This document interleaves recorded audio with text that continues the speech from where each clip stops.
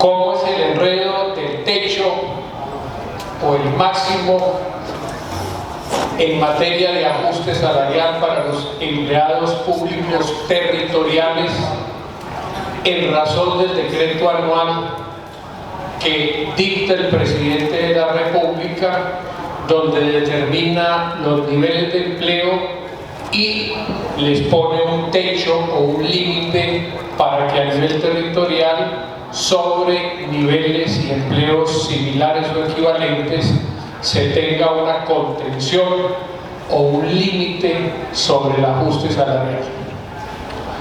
El problema es el siguiente. Comencemos por decir que el techo o límite nace de la ley marco en materia salarial, cual es la ley cuarta del 92. Esta ley marco, ley cuarta del 92, le dice al presidente: presidente, usted cada año para los empleados territoriales expida un decreto y coloque el techo o límite por nivel de empleos. Entonces viene la pregunta: ¿dónde está el problema? El problema está en que quien tiene la competencia para dictar el decreto es el presidente de la República. ¿Cómo lo dicta?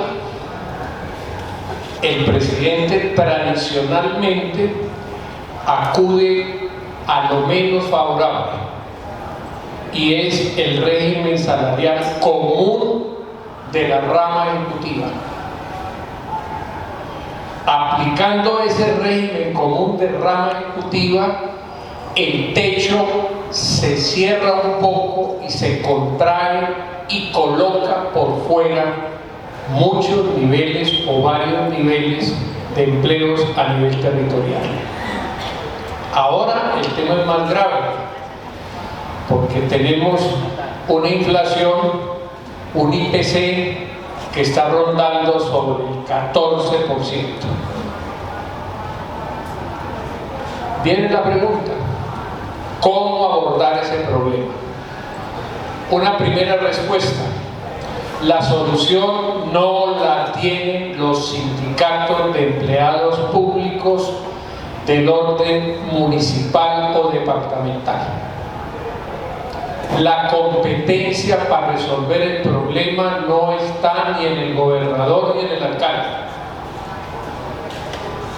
La competencia para resolver el problema, ojo, está en el presidente de la República, en el pliego que las confederaciones y federaciones le presenten a más tardar el último día de este mes, donde se diga que debe aplicarse un límite o techo no con base en lo más restrictivo, que es lo salarial común de la rama ejecutiva, sino aplicando algunos de los muchos regímenes salariales que existen en la función pública, ponderando algunos de los cuales permiten un techo o límite superior al que amplíe, por contradicción al que cierra, que es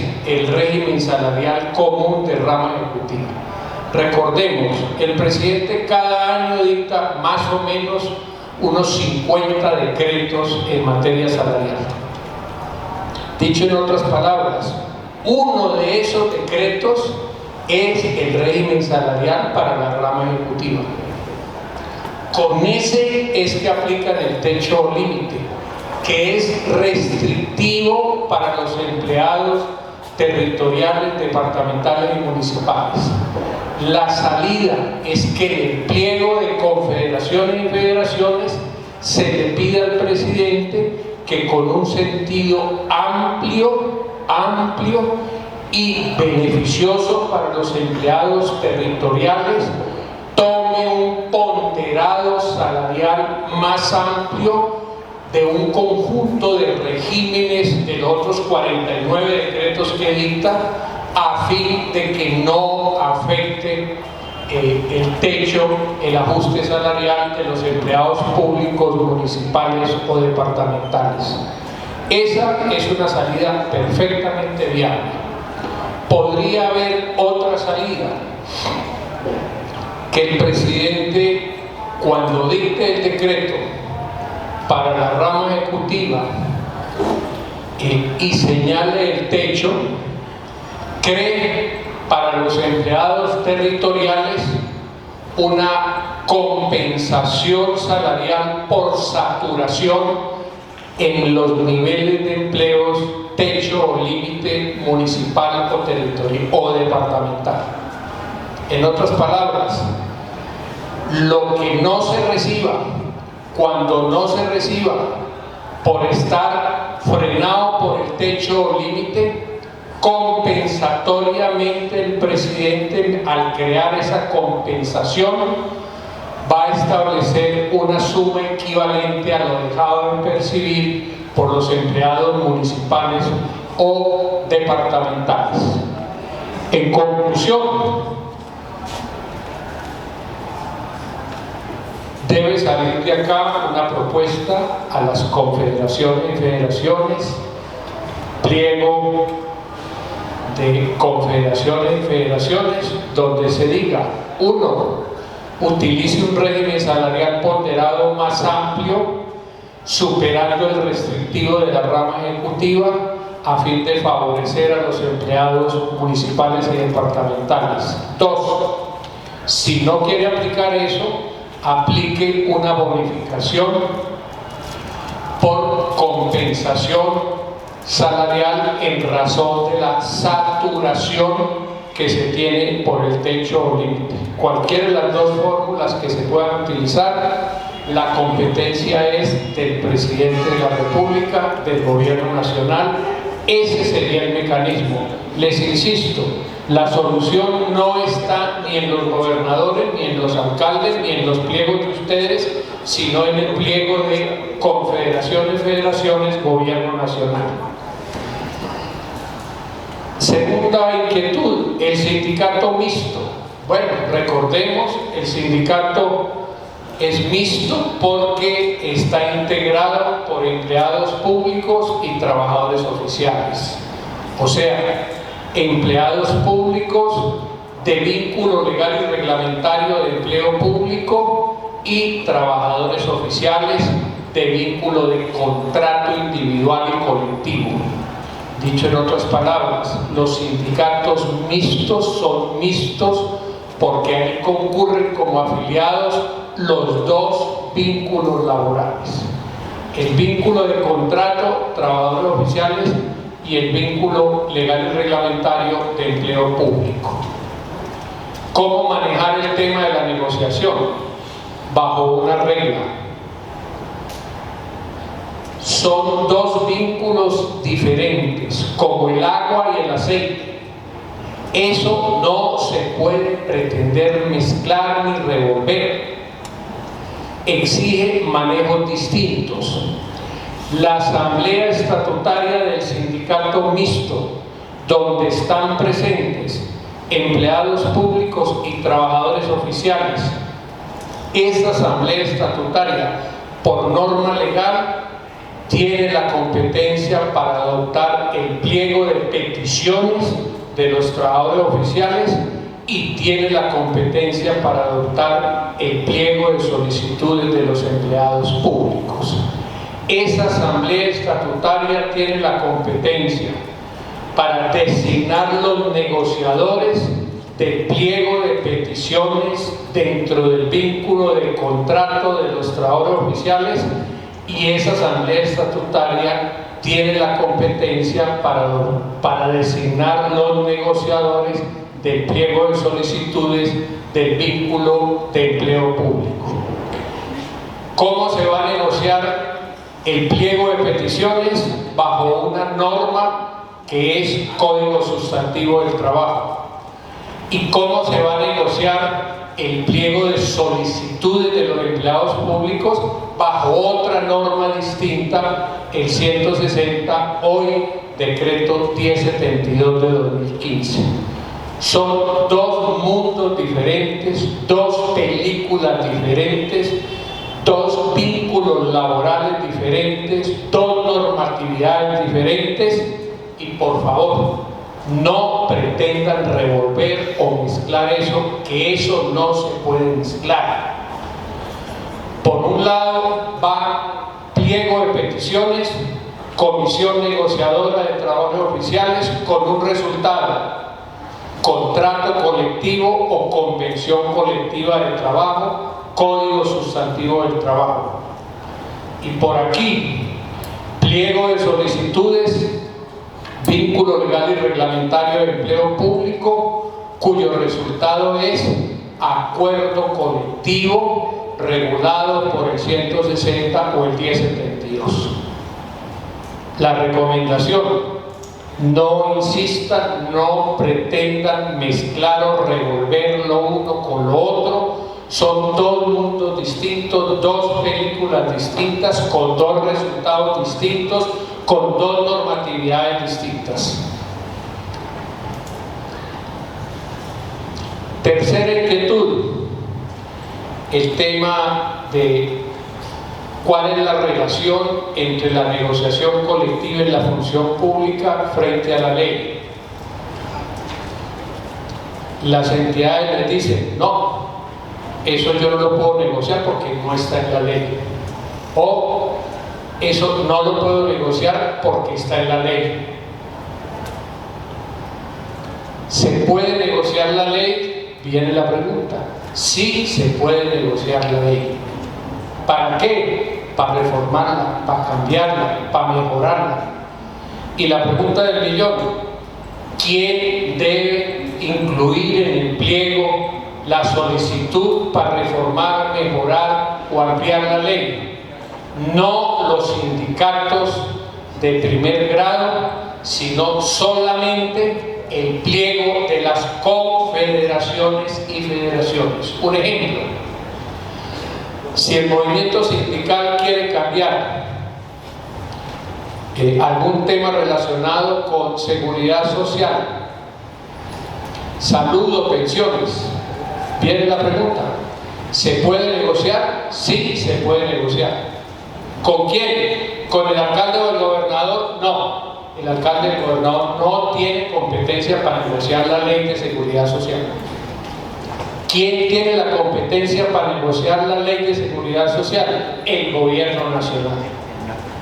¿Dónde se debe incluir la reforma o modificación o ampliación de la ley? En el pliego de las confederaciones y federaciones sindicales. Y les complemento: ¿se puede negociar la reforma de la Constitución Política de Colombia? Sí, se puede negociar la reforma de la Constitución Política.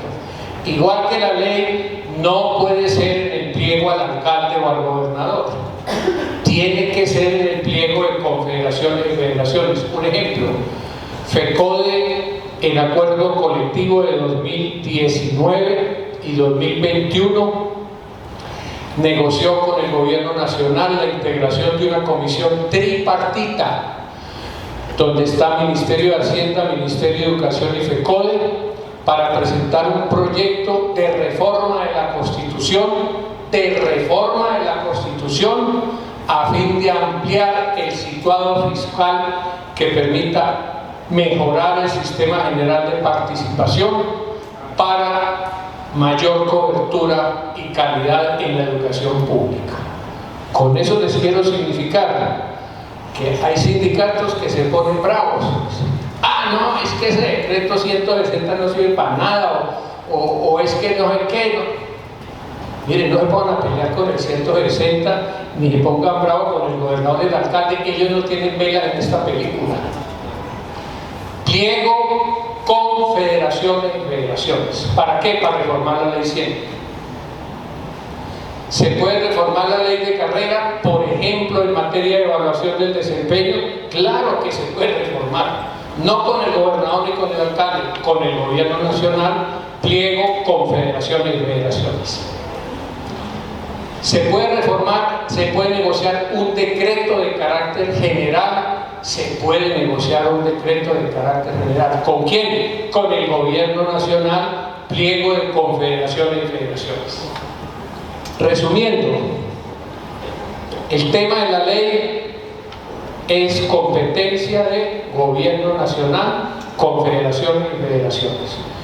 ¿Cómo diría una solicitud del pliego de confederaciones y federaciones?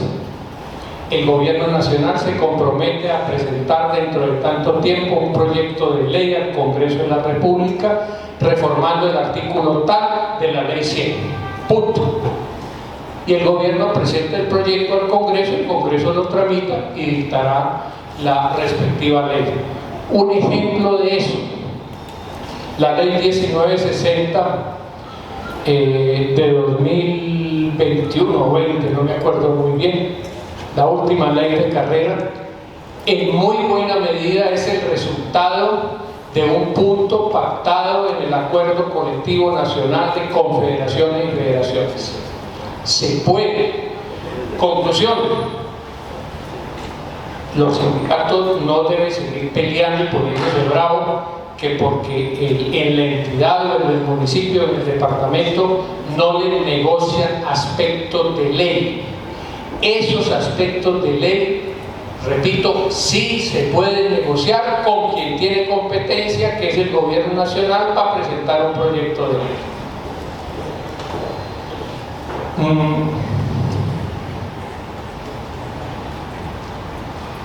El tema, otra inquietud, tiene que ver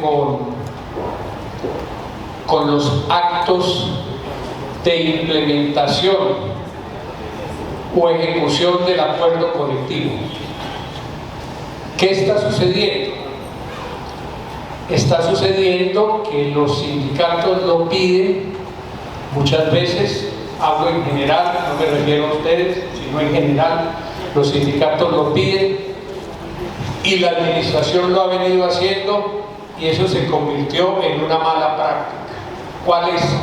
Se firma el acuerdo colectivo y la administración dicta, a manera de ejemplo, el alcalde o el gobernador dicta un decreto que dice: apruebas el acuerdo colectivo tal, cuyo texto es el siguiente, lo copia. O un decreto del gobernador que dice: dese cumplimiento al acuerdo colectivo de tal fecha celebrado con tal sindicato, etc., cuyo texto es el siguiente, Eso está bien, eso está mal, y es parte del problema del incumplimiento como una cultura general que afecta a todas las organizaciones sindicales de empleados públicos, confederaciones, federaciones y sindicatos. Uno de los problemas más graves que tiene la negociación colectiva hoy es el incumplimiento por parte del Estado. Lo vamos a mirar ahora más adelantico en detalle. ¿Qué dice la norma? La norma no habla en singular, que la administración expedirá un acto administrativo o un decreto, y mucho menos diciendo la burrada esa de que lo aprueba o que ordena que le dé cumplimiento. ¿Qué dice la norma? Dice que la administración, dentro de los 20 días siguientes al acuerdo colectivo, expedirá los actos administrativos en plural según las competencias de las autoridades en plural. Dicho en otras palabras, la norma habla de la expedición de actos administrativos en plural según las competencias en plural, y no lo que se viene haciendo, impactando por muchas organizaciones sindicales, implementación en singular mediante un decreto del gobernador, el alcalde o el gerente de la entidad, diciendo que aprueba o que ordena dar cumplimiento. Un no, en singular no es lo que dice la norma. Les pongo un ejemplo. En un acuerdo colectivo hay distintos temas. Uno, a manera de ejemplo, que el alcalde debe presentar al Consejo Municipal un proyecto de acuerdo sobre tal tema. Otra, que la directora de talento humano debe conceder tantos permisos sindicales. Otra, que el director de bienestar social debe desarrollar tales actividades. Otra, que la oficina del secretario general debe convocar a un comité bipartito para el cumplimiento, etc. Ahí en el ejemplo que le estoy poniendo, en un acuerdo colectivo hay 4 autoridades con competencia constitucional. 1, el alcalde.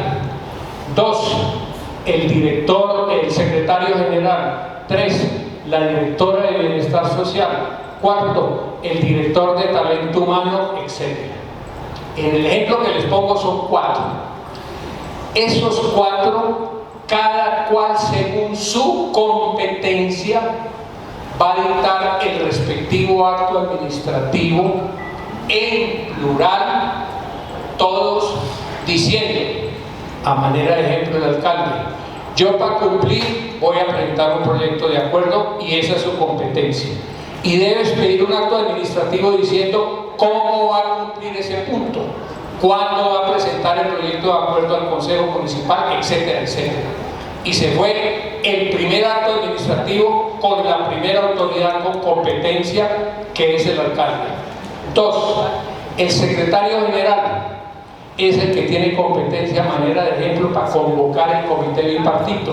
Él debe dictar un acto administrativo diciendo, para cumplir el punto 7 sobre el acuerdo colectivo, yo como secretario general digo que lo voy a cumplir de la siguiente manera.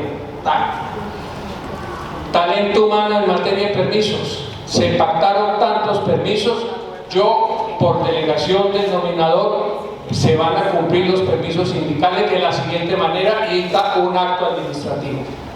Bienestar social. Yo, para dar cumplimiento al punto 3 del acuerdo colectivo, dicto un acto administrativo, una resolución diciendo tal cosa. En ese ejemplo tenemos 4 autoridades, 4 actos administrativos para cumplir 4 puntos diferentes del acuerdo colectivo. Eso, en últimas, es decir, cómo se va a cumplir el acuerdo colectivo o cada uno de los puntos del acuerdo colectivo.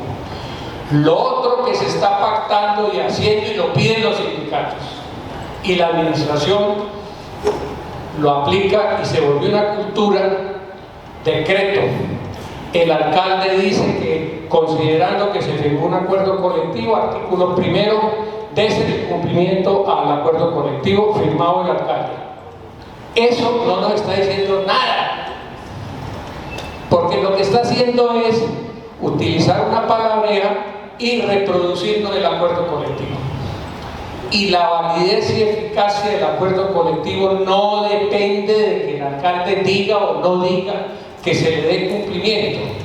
El acuerdo colectivo tiene validez propia en sí mismo, y lo que deben hacer las autoridades mediante varios actos administrativos, es decir, punto por punto, cómo le van a dar cumplimiento. En esto es una de las causas del incumplimiento de los acuerdos colectivos. Otra inquietud es quiénes firman las actas. Si no se ponen de acuerdo todos los negociadores sindicales, bueno, si hay diferencias, la regla es que se debe aplicar la regla propia de la democracia. La democracia es la mayoría de los negociadores. Entonces, simple y llanamente, los negociadores se reúnen, levantan un acta y dice el día tal a tal hora nos reunimos en tal parte, los suscritos 5, 6, 7 negociadores, estuvimos deliberando, intentamos ponernos de acuerdo, tenemos miradas distintas sobre el qué hacer de la negociación y si firmamos o no firmamos el acta o si firmamos o no firmamos el acuerdo colectivo, no nos pusimos de acuerdo y nos toca resolver. Entonces resolvemos por mayoría entre los negociadores y punto, y se firma el acta y eso es.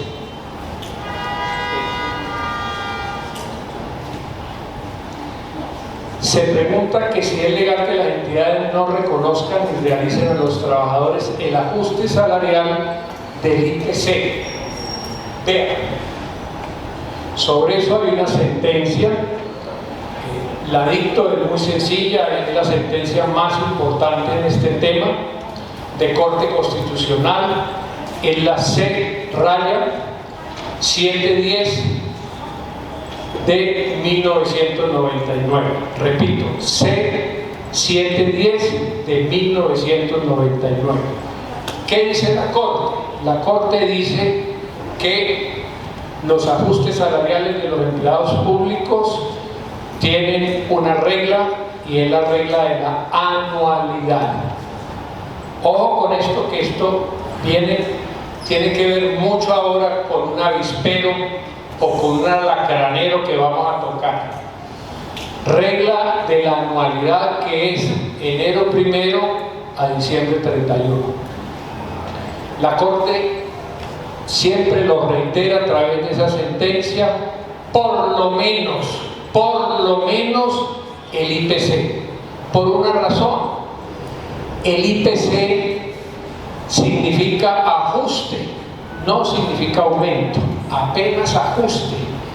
Aplicar el IPC anual significa compensar o recuperar la pérdida en el valor real del salario como deuda para compra del trabajador, a fin de equilibrar lo que se perdió, lo que se robó la inflación en el año inmediatamente anterior. Entonces la Corte dice, en general para los empleados públicos, salvo los que están bien arriba, pero en general para los empleados públicos por lo menos se debe aplicar el IPC. Si la entidad no lo aplica, está deteriorando el salario como deuda de valor y afectando la capacidad real de compra del trabajador. Otra inquietud: ¿pueden las entidades realizar incrementos salariales sin aún sentarse a negociar el pliego? Bueno, esto es una actitud fraudulenta, abusiva, no lo puede hacer la autoridad pública. No habiéndose presentado el pliego, o habiéndose presentado el pliego, o no habiendo llegado a un acuerdo colectivo, en ningún caso, bajo ninguna circunstancia, puede haber unilateralidad de la administración para imponer el salario o las condiciones de empleo de los empleados públicos. ¿Por qué? Porque el salario es objeto o materia de la negociación colectiva, que es de carácter bilateral entre la administración y las organizaciones sindicales. Es una actitud fraudulenta que el empleador, aún no presentado el pliego, o habiéndose presentado el pliego, o habiendo negociado y no habiéndose dado acuerdo colectivo, unilateralmente vaya a imponer lo que ha debido negociar bilateralmente con la organización sindical. En este caso, diría incluso que aquí se presenta un tipo penal, un delito, que es el artículo 200 del Código Penal, porque mediante esta maniobra fraudulenta de la administración está afectando el derecho de asociación por vía de afectar el derecho de negociación colectiva. El tema de los permisos sindicales. Mire, este es un tema bastante complejo, muy grave. Yo diría que es de los problemas más graves que tienen las organizaciones sindicales hoy. ¿Por qué? Voy a resumir por qué. porque lo que está en boga, lo que está de moda en el movimiento sindical es dividir para multiplicar. ¿Cómo opera esto? En la medida en que yo divida a mayor número de sindicatos divididos, mayor número de fueros y permisos sindicales. ¿Por qué? Porque cada sindicato, hablo de lo mínimo, un sindicato de base de una entidad, 26 afiliados, por ese solo hecho tiene 10 fueros sindicales. Entonces, ¿cuál es la lógica que se está utilizando? Muchos sindicatos de 26, 28, 30, 35, el 78.23% de los sindicatos son de menos de 100. O sea, casi el 80% de los sindicatos en Colombia son de menos de 100. ¿Para qué? Porque yo aquí tengo, como hay multiafiliación, entonces yo aquí tengo de la doble o triple afiliación, aquí fundo un sindicato de 28, con esos mismos fundo un sindicato de 35 y con esos mismos fundo uno de 50. ¿Qué obtuve ahí? 10 fueros sindicales en el primero, 10 fueros sindicales en el segundo y 10 fueros sindicales en el tercero. O sea, con 30, 35, 40 afiliados obtiene 30 fueros sindicales, o sea, 10 por 3. ¿Y qué sigue de ahí? Esa cultura o ese carnaval de dividir para multiplicar fueros, a su vez es dividir para multiplicar permisos sindicales. Entonces, un ejemplo, en la negociación en una ciudad capital muy importante, los sindicatos, que ahora se cuentan es por docenas, en esta ciudad estábamos hablando de más o menos de 5 docenas de sindicatos. Ellos pedían 232 negociadores. Y uno dice, bueno, en otra entidad de Bogotá, muy importante, que tiene 3.000 empleados, tiene una docena de sindicatos, pedían 83 negociadores. Y uno dice, bueno, ¿por qué les interesa tanto ese número tan abultado de negociadores? ¿Qué será? ¿Por qué? Por el permiso sindical a los negociadores. Y resulta que ¿eso qué significa? Que estamos entrando en un terreno de la degradación del movimiento sindical. ¿Por qué? Porque la naturaleza del sindicato es la defensa del interés colectivo o común de los empleados públicos, de los trabajadores. Y por esta vía lo que se está privilegiando es lo contrario, el interés privado, individual, por el fuero y el permiso sindical. Eso se llama privatización del interés colectivo sindical como forma de degradación del movimiento sindical. Ustedes dirán, bueno, pero el 160, ¿qué dice? El 160 dice, lo que pasa es que todo mundo lo viola.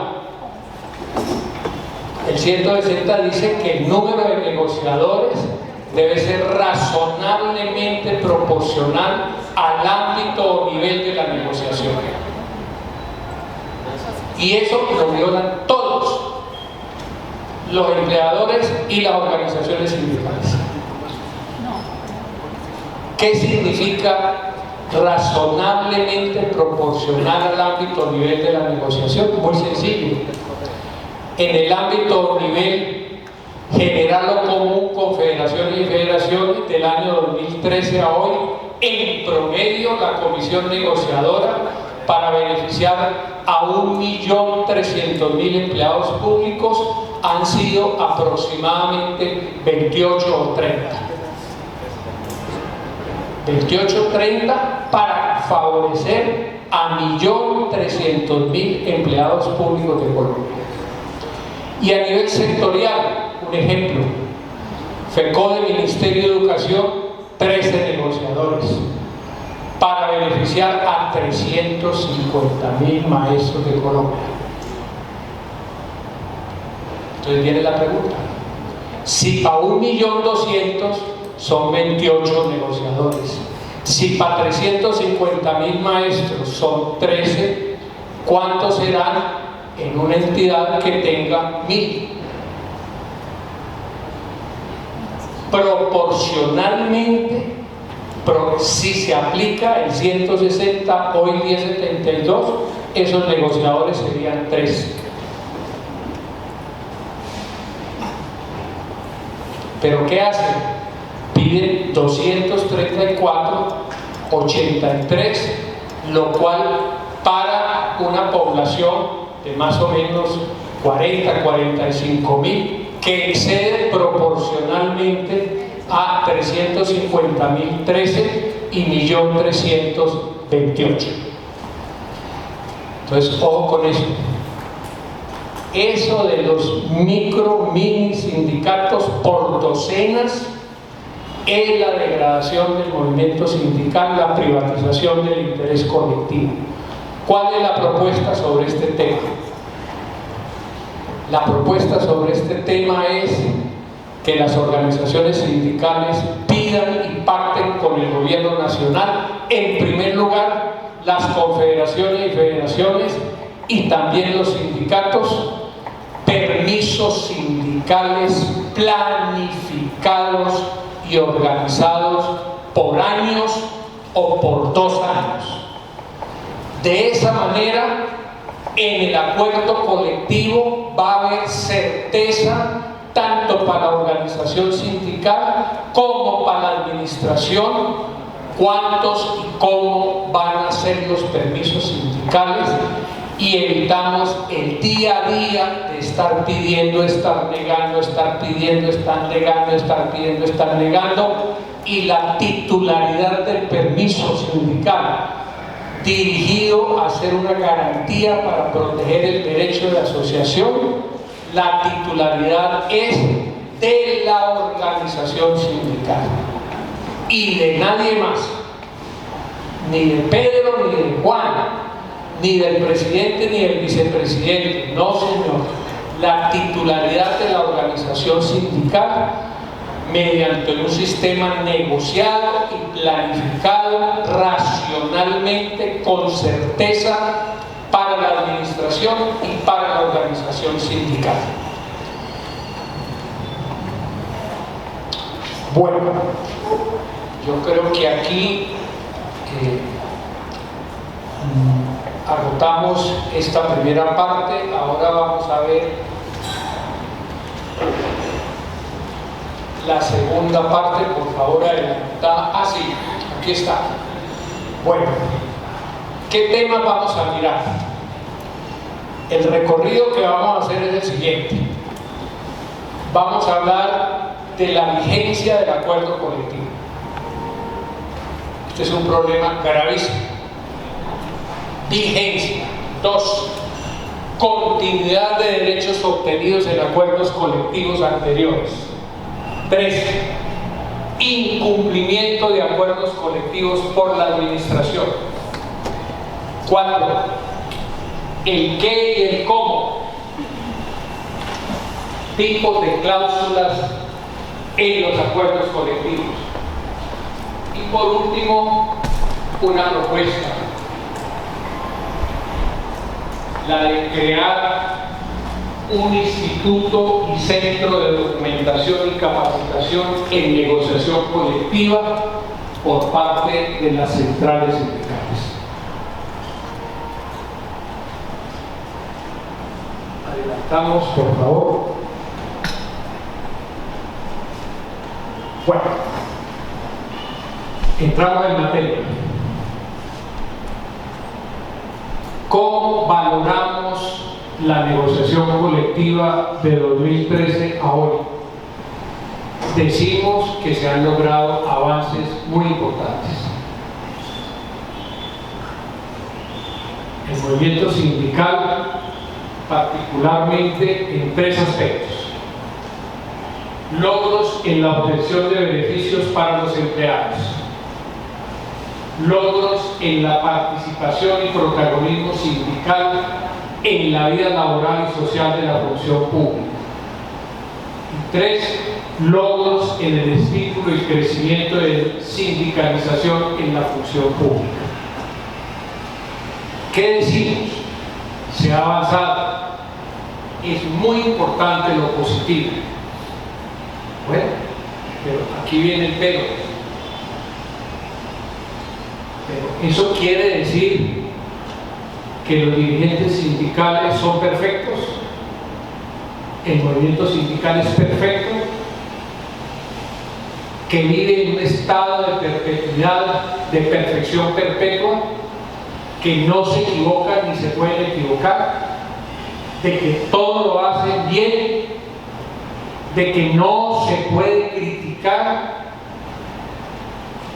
No, claro, en una sociedad plural, diversa, todos tenemos miradas y visiones, y creemos que el movimiento sindical ha avanzado, tiene aspectos positivos, pero tiene aspectos regulares y tiene cositas malitas.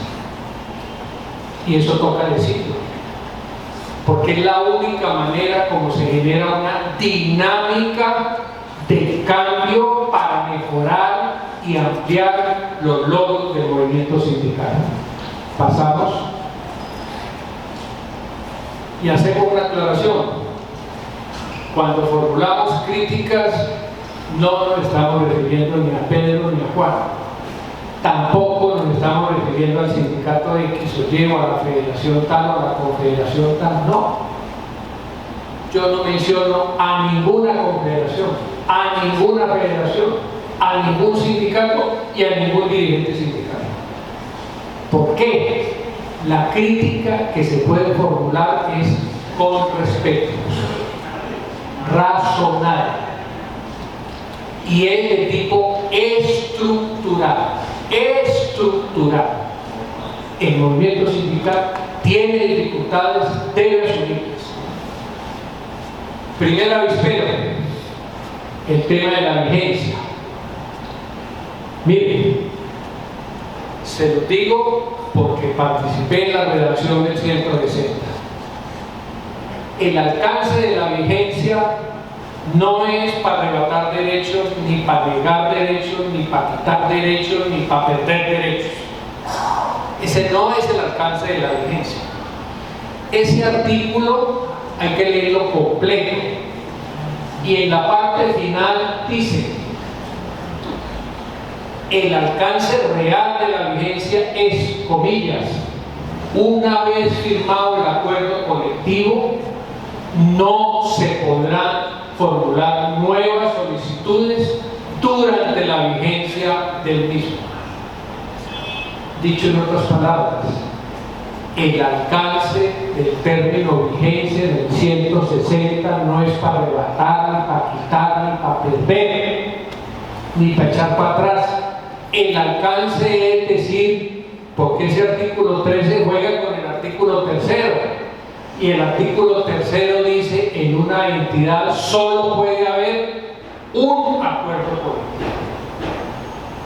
Entonces, como no puede haber sino un acuerdo colectivo, por eso en el 13 se dice: estando vigente un acuerdo colectivo, no se puede presentar pliego. ¿Por qué? Porque eso significaría negociar para otro acuerdo colectivo, y no puede haber sino uno solo. Conclusión: vigencia tiene que ver, según el artículo 3 y 13 del 160 o 1072, con la prohibición del nuevo pliego durante la vigencia de un acuerdo colectivo.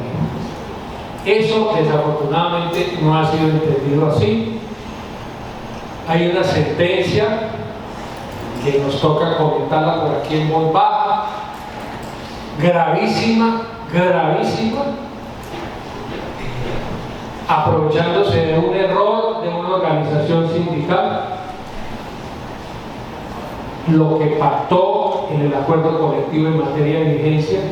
Y la sentencia, ¿qué dijo? Dijo, bueno, mis amigos, ustedes en el acuerdo colectivo dijeron que iba hasta el 28 de octubre del año tal. A partir del día 29, cambio y fuera, ustedes no tienen nada. Todo lo que tienen. Fíjense de qué estamos hablando. De perder todo lo obtenido con anterioridad en materia de acuerdos colectivos. Porque es una interpretación textual, fuera de contexto, fuera de toda normatividad y de racionalidad, que es, usted dijo en el acuerdo colectivo al final, vigencia. El presente acuerdo colectivo tendrá vigencia hasta voy a decir algo, el 30 de junio del año 2022, por decir algo. Entonces, ¿qué dijo la sentencia? Ah, bueno, sí, eso estuvo vigente hasta el 30 de junio de 2022, pero ya el 1 de julio, olvídese, usted ya no tiene nada. De ese tamaño es el problema. Bueno, ¿qué es lo que se viene pidiendo y pactando por las organizaciones sindicales? Miren, esto es tan grave que lo vienen haciendo confederaciones y federaciones importantísimas. Que uno diga, bueno, no, es que lo hizo por allá el sindicato, por allá un sindicato chiquitico y no hay que, pasémoslo. No. Acuerdo colectivo nacional, confederaciones y federaciones. No voy a dar ningún dato ni nada. Obviamente yo tengo todos los textos y los tengo anotados y glosados y comentados y todo. Se lo estoy diciendo con absoluta certeza. Y precisamente por eso fue la sentencia del Consejo de Estado. Porque en el acuerdo colectivo pactaron mal. Porque en el pliego habían pedido mal. Y papaya puesta, papaya partida. Bueno, ¿qué están pidiendo y pactando sindicalmente en materia de vigencia? Algunos dicen vigencia a partir de la firma del acuerdo colectivo. Pidiendo en los pliegos sindicales y lo que se está pactando en acuerdos colectivos. Vigencia a partir de la firma del acuerdo colectivo. ¿Esto qué significa? Si el pliego se presenta el último día de febrero, el acuerdo colectivo se va firmando más o menos, digamos que marzo, abril, mayo, digamos que el 30 de mayo. Bueno, entonces esto significa vigencia a partir del 30 de mayo, o sea, la fecha de firma del acuerdo colectivo. En un ejemplo cualquiera, yo no me estoy refiriendo a ningún sindicato en particular. Viene la pregunta, ¿y si la vigencia es a partir del 30 de mayo, qué pasa entre el 1 de enero y el 30 de mayo? Nos queda un hueco, un lapso de discontinuidad. Segunda modalidad, como piden los sindicatos y pactan en acuerdos colectivos la vigencia. Vigencia del acuerdo colectivo hasta el 28 de febrero. Aquí se confunde el 28 de febrero, que es la fecha límite para presentar pliegos, recordémoslo, para decir que la vigencia sea hasta el 28 de febrero, en el entendido de que ellos dirán, como el 28 de febrero, al día siguiente, es el 1 de marzo, se va a presentar otro pliego, pues ese otro pliego irá a resolver el problema. No. Vigencia hasta el 28 de febrero nos dice, bueno, y si es hasta el 28 de febrero, ¿Qué pasa entre el 1 de marzo y el 31 de diciembre de ese año? Nos queda otro hueco. Significa discontinuidad. Segundo factor de discontinuidad. Otros simplemente guardan silencio total o guardan silencio en el desde o en el hasta. Les insisto, estos errores son de confederaciones, federaciones y sindicatos. Esto no es un sindicatico por allá, no. Otros pactan vigencia de un año y guardan silencio de decir desde cuándo hasta cuándo. Todas esas fórmulas o parecidas son un error gravísimo de parte de un pliego sindical o de un acuerdo colectivo. Y les voy a explicar por qué. ¿Qué es lo que existe en materia de vigencia? En materia de vigencia lo que existe es la regla de la anualidad. O sea, del 1 de enero al 31 de diciembre. Eso es lo que existe. Ahora viene la pregunta: ¿dónde existe la regla de la anualidad? Bueno, existe en primer lugar en la Constitución política, porque los presupuestos públicos del orden nacional, departamental y municipal, todos son por anualidades o años fiscales de enero 1 a diciembre 31. Según la regla de anualidad, la sentencia C-710 del 99, que les acabé de comentar, esa sentencia habla de todas las formas y lo repite de la anualidad en materia de salarial de los empleados públicos. ¿Dónde más está la regla de la anualidad? En la ley 4 del 92, que es de donde vienen los techos o límites en el decreto anual del presidente para los empleados territoriales. ¿Y dónde más está la regla de la anualidad?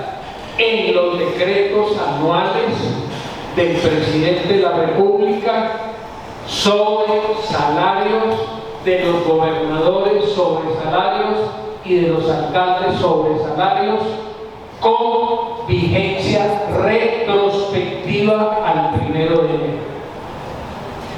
Ustedes van a mirar, se me refundió el número, a manera de ejemplo, miren ustedes el último decreto de un alcalde municipal año 2022 en materia salarial, o año 2022 de un gobernador en materia salarial, o del presidente de la República año 2022, y va a encontrar, de memoria lo digo, en el artículo 62 del decreto del año pasado del presidente de la República, que dice vigencia con efectos fiscales a partir del 1 de enero de 2022, y fue dictado, si mal no estoy, el 29 de mayo. Eso significa un fenómeno propio del mundo laboral, y es la figura de la aplicación retrospectiva de la norma en el tiempo. Les aclaro. La aplicación retrospectiva quiere decir, a manera de ejemplo, el decreto del gobernador, el alcalde o el presidente de la República se dictó en mayo o en abril o en marzo, con efectos fiscales hacia atrás al respectivo 1 de enero. ¿A quiénes se aplica? A las relaciones laborales de empleo público vigentes. Eso significa una vigencia retrospectiva, o sea, aplicada hacia atrás. El decreto se expide en marzo o en abril y se aplica retrospectivamente según la regla de anualidad al respectivo 1 de enero. En conclusión, lo que se debe tener cuidado es que cuando estoy diciendo hasta el 28 de octubre, o estoy diciendo hasta el 28 de febrero, o estoy diciendo desde la firma de la convención, estoy dejando huecos o interrupciones o hacia adelante o hacia atrás. Eso es discontinuidad, que es lo contrario a lo que debemos proclamar y proclama el movimiento sindical. ¿Cuál es la regla de continuidad de derechos? Continuidad de derechos. El decreto 1221, tal vez, sobre continuidad, progresividad y no regresividad, habla precisamente de eso. Y continuidad de derechos va ligado a vigencia y a progresividad y no regresividad. Conclusión: cuando digo hasta tal fecha o desde tal fecha y queda un hueco hacia adelante o un hueco hacia atrás, estoy hablando de continuidad, pero estoy pactando la discontinuidad. Y pactar la discontinuidad significa afectar la continuidad y la progresividad de derechos, rompiendo el principio de integralidad de todos los acuerdos colectivos. Conclusión: en los pliegos se debe pedir de la siguiente manera: vigencia